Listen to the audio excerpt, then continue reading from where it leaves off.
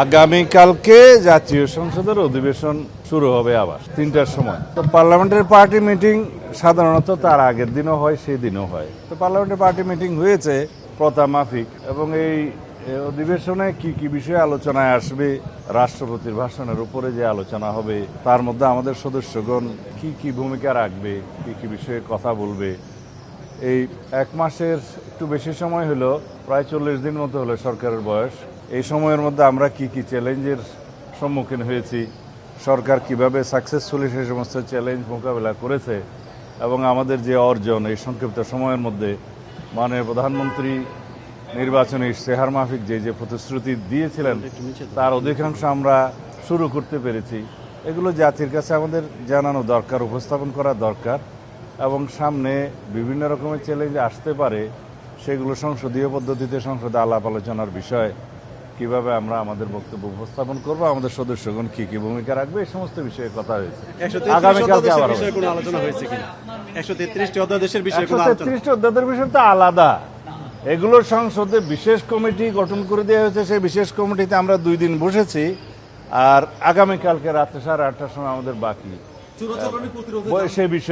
সেই বিষয়ে অধ্যাদেশের বিষয়ে ফাইনাল আমাদের সিদ্ধান্ত হবে।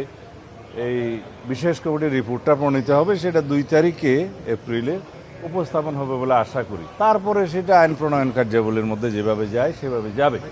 সালাউদ্দিন ভাই, অন্যান্য দেশগুলোতে তেলের দাম বাড়াতে বাংলাদেশে না বাড়াতে চোরাচালান বৃদ্ধি পাচ্ছে, এরকম একটা বিষয় অভিযোগ শোনাচ্ছে।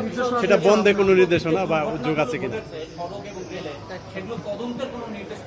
এগুলো সড়ক মন্ত্রী কথা বলবে, রেল মন্ত্রী কথা বলবে, নৌপরিবহন কথা বলবে, জ্বালানি তেলের বিষয়ে জ্বালানি মন্ত্রী কথা বলবে।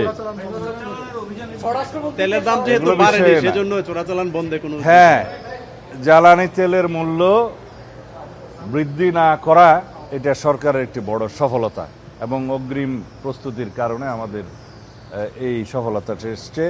আমাদের পরিকল্পনা এবং জনমনে স্বস্তি দেয়া, বিশেষ করে এই সময় হচ্ছে বোরো মৌসুমের ভরপুর সময়।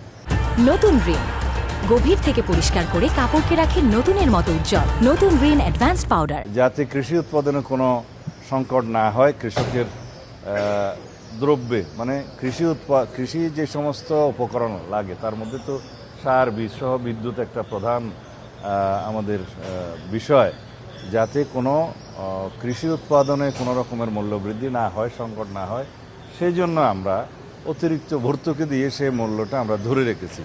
আন্তর্জাতিক বাজারে মূল্য বৃদ্ধি হয়েছে, পার্শ্ববর্তী বহু দেশে জ্বালানি তেলের মূল্য বৃদ্ধি হয়েছে, এবং অনেক রকমের মানে শিক্ষা প্রতিষ্ঠান সহ অনেক প্রতিষ্ঠান বন্ধ করে দেওয়া হয়েছে বিভিন্ন দেশে জ্বালানি সাশ্রয়ের জন্য। কিন্তু আমরা সব কিছুই সুচারুরূপে বাংলাদেশে সম্পন্ন হয়েছে মাননীয় প্রধানমন্ত্রীর নির্দেশনা এবং পরিকল্পনায়।